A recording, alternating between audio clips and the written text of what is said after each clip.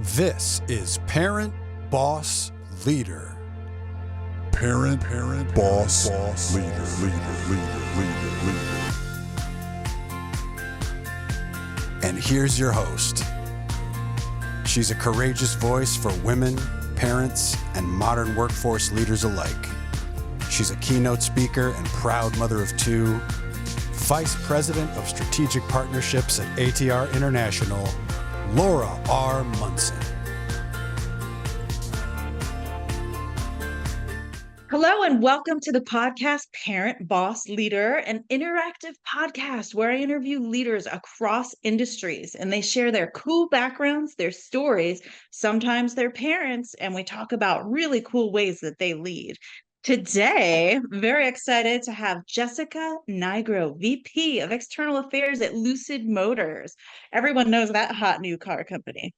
We'll explore the challenges of balancing a high-profile career with motherhood, her transition from Mercedes to the startup vibe of Lucid Motors, and her passion for downtown DC life.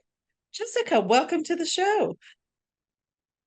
Hi, thank you so much for having me. It's a real honor to be with you. We're excited. So today, we really want to talk about your career journey, especially your move from a corporate giant like Mercedes and then to a really cool, dynamic startup vibe like Lucid Motors. So let's chat about that. We'll talk a little bit about the challenges we face as mothers and really a narrative that we'll find compelling and relatable to many people.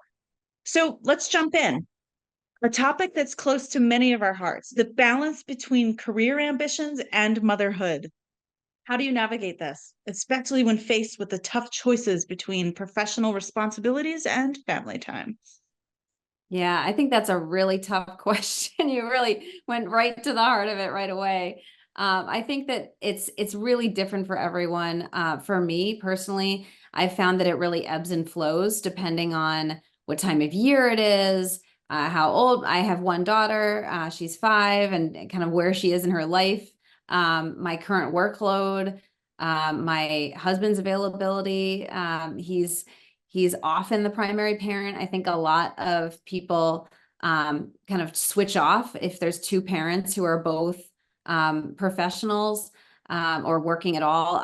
It just depends on what's going on in life, who is more available in the family. So it ebbs and flows for sure. I'm not perfect. And actually one of my goals this year in 2024 has been to try to give much more undivided attention to my family when I'm with my family. I think that it's weird. I heard someone say recently that our parents' generation used to say cleanliness is next to godliness. And for our generation, I feel like we've been taught that multitasking is next to godliness. Oh my goodness. And I want to try to deprogram that because, all the data show that that's not really making the most of every moment you have, and you're not doing a great job at any one thing if you're trying to do 2 or more things. So I really want to make that time count in my family life. And hopefully that also translates to, more concentration in my work life too, and less guilt. Yes, and I appreciate your candor on that as well. I think a lot of career people experience that. We do multitask. We try to be superheroes, excellent, these perfect machines at work with our kids. And we end up, the ones who suffer the most are us because we're overcompensating. So thank you for mentioning that. I think it's very relatable to a lot of folks. That leads into the next question of mom guilt. It's a common feeling among mothers. I don't know if you relate, Jessica. Can you share a bit about your experiences with this and how you cope really with the emotional aspects of balancing the career and your daughter? Yeah, I think it's unescapable for anyone because society and social media is teaching us every single day that you really have to be stellar at every single thing you attempt and be present 100% of the time. I think that thankfully, it's not just moms anymore who feel this. As dads and all, grandparents, everyone kind of steps up to be an active family member. I think that probably a lot more people are feeling guilt than they did 10 or 20 years ago. So I don't know, that's a good thing that there's more people feeling guilt. We're all guilty. But at least the load is shared a little bit more, I feel. You know, I'm really lucky. My husband is often the primary parent, and he works full time. He has his own company, so he's very busy as well. But he is at a point in his career where he feels more comfortable to step up and be more present at home, and can do that with his career. And I think it's a nice time too, having a 5-year-old that he really gets a lot out of being that primary parent so much of the time. I try to remember it's important to set an example for my daughter. I'm sure I would feel the same way if I had a son, that, you know, moms can be professionals. And if that's what they choose to do, that they are not some sort of kind of deputy professional to a dad. And I think that that's something that just comes with generations acting in this way. You know, one thing I loved when I lived in Germany for a few years, Merkel was in power, and there were so many little kids who were saying, "Oh, I wonder if I can be chancellor one day. I don't know if I can because I'm a boy, and I don't know if boys can be chancellor." And it was so Wow. great to kind of hear that perspective from little boys, that they weren't sure because they've only ever seen a female Yeah. chancellor. Yeah. Wow, that, it's a new world we're in. I've even heard that a lot of our corporate world that we see was set up after the world wars. So it's like a military setup. At Mm. first, it was a very male-dominated hierarchy. And then over the years, we've really been forcing change, because that's not how our world looks. It is women who are rising through the ranks, executive leadership teams now.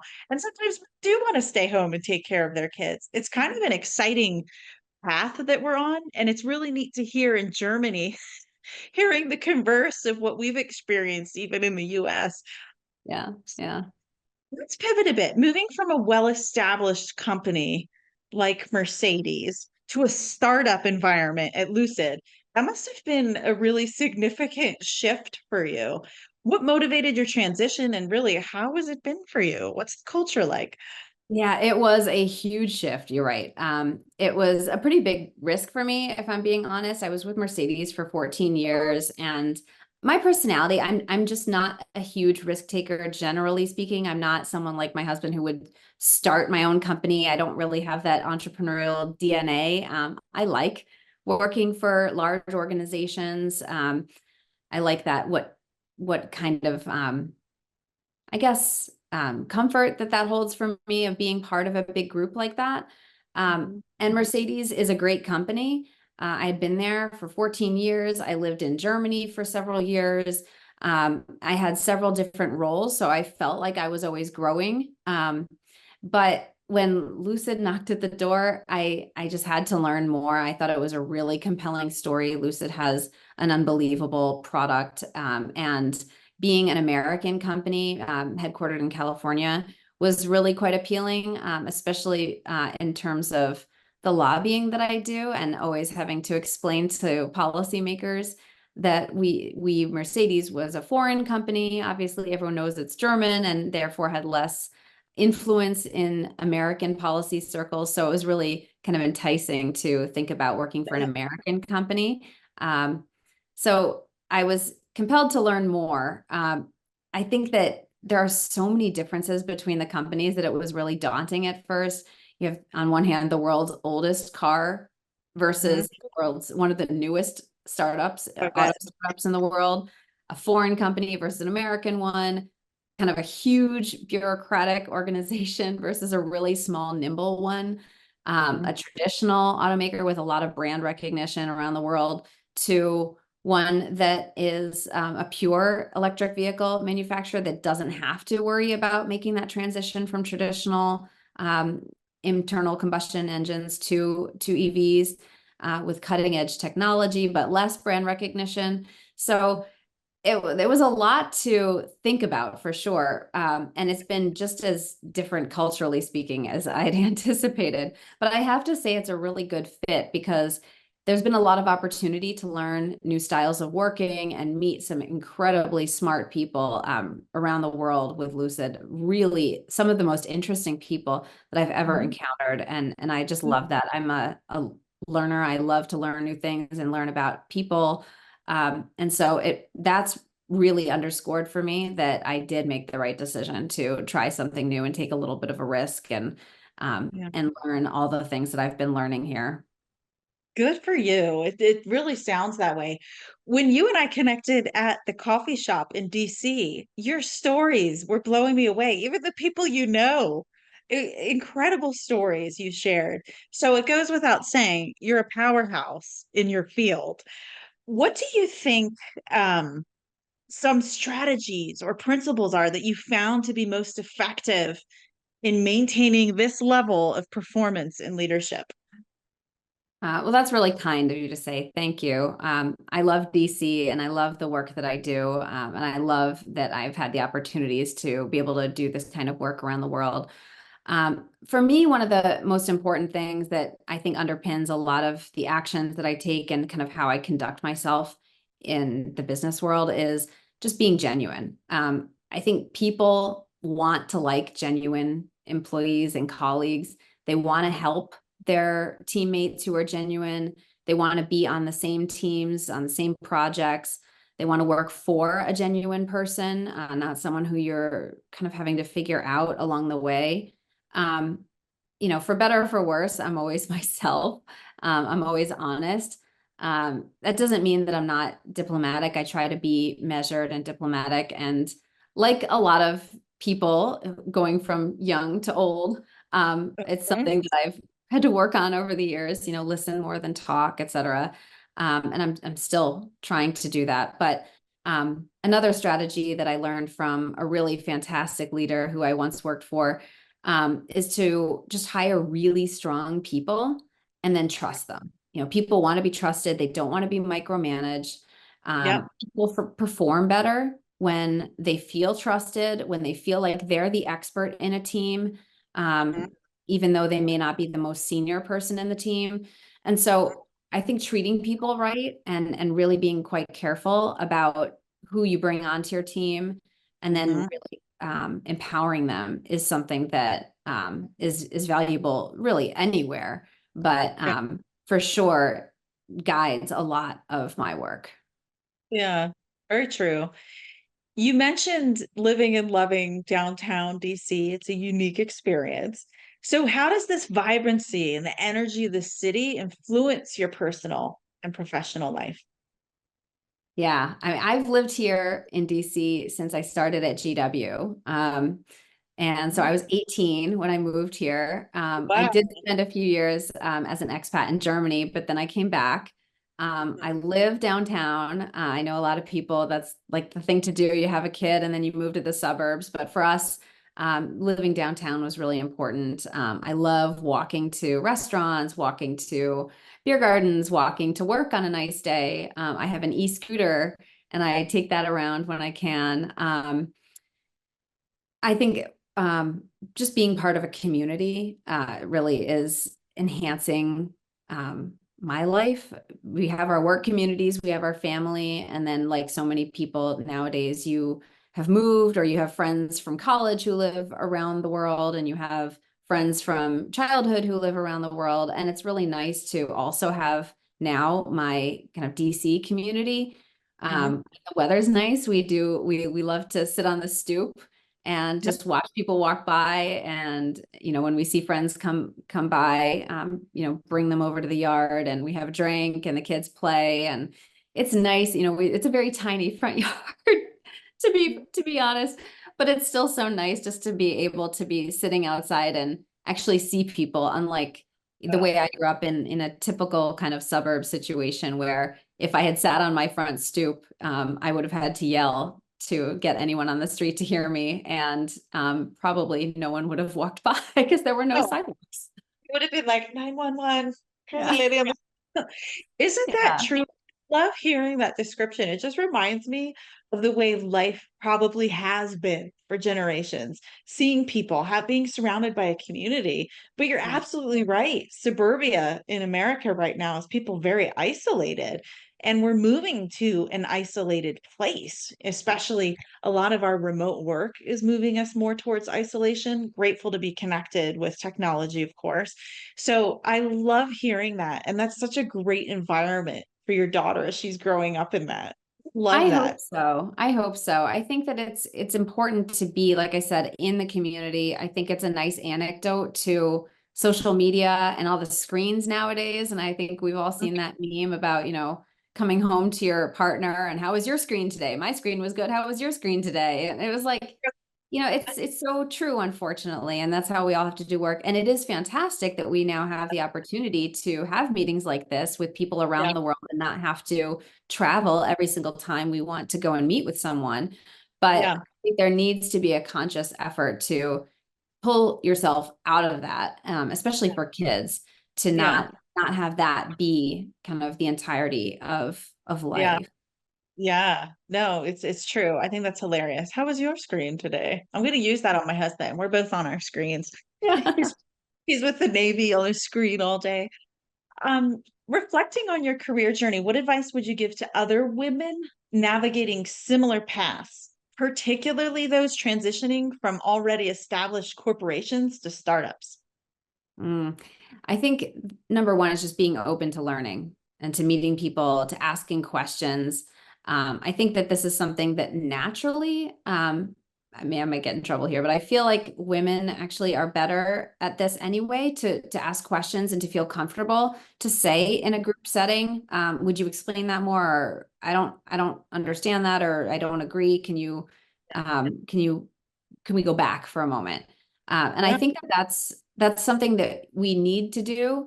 And I think that getting that experience as a younger professional just makes it even more comfortable for when you're older. And what younger professionals, I think, need to realize is that it can be very endearing once you have reached a certain level to be the person in the meeting to stand up and say, I don't understand that, gives power to the more junior people around the table to know that that's okay. And valued, to go back and to discuss something further. So being open to all those different experiences, and the old advice, I think, is so true, just to say yes. When you get opportunities, you have to say yes, because it might be scary, but it's going to be so wonderful, to have a whole new network or a whole new series of experiences, a road to go down that you never would have been down before had you not taken a chance. And like I said before, I'm not a huge risk taker, so mine are a little more measured, but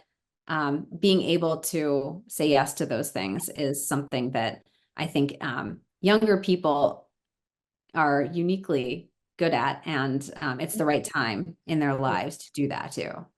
Yeah. Listeners, did you hear Jessica saying that? Take the risk, say yes to opportunity. You never know where life goes when you do say yes. I think that's a powerful piece that you just shared. What are key lessons or experiences you hope to impart to your daughter about career life and finding one's path? Yeah, I think along the same lines, being open to learning. I don't care what she does with her life. Obviously, like any parent, I want her to be happy and thriving. I want to make sure she's never content to just be stagnant. I don't want her to be bored. I think that means taking time to enjoy and reflect. But it doesn't, taking that time doesn't necessarily mean being stuck in the same place. So taking the time to understand what it is about yourself that you want to improve, where you want to go in your career, what kinds of things you enjoy, what you want to learn more about. And I think that those kinds of things will lead to a really fulfilling career, and hopefully that is a springboard to everything else that she wants in life. Love that. Looking ahead, what are your aspirations for your own role at Lucid Motors? And how do you see yourself contributing to the company's growth and evolution? Yeah, I love this question. Thank you so much. I think Lucid's at a really, really fascinating time in its growth trajectory right now. We have fantastic products. We're growing fast around the world. We're really well funded. I think that the world is really our oyster.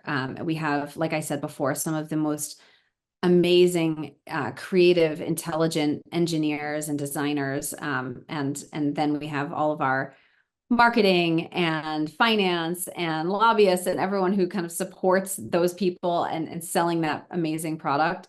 For me personally and my team, I think in terms of it's really twofold. First is in terms of the content of my work. I want to set the right course for the company's ESG and sustainability ethos. My work is I cover not only the lobbying and the government affairs, but ESG and sustainability globally is also within the external affairs group. And I think that especially as an EV manufacturer, it's really important that we take the right sized approach to ESG. There's a lot of backlash in the finance community right now and in certain states against ESG and different kinds of decisions being made in businesses from an ESG or DEI lens. I think that when we look at the future long term, this is probably just a bump in the road when it comes to those topics. I believe that it is good for business.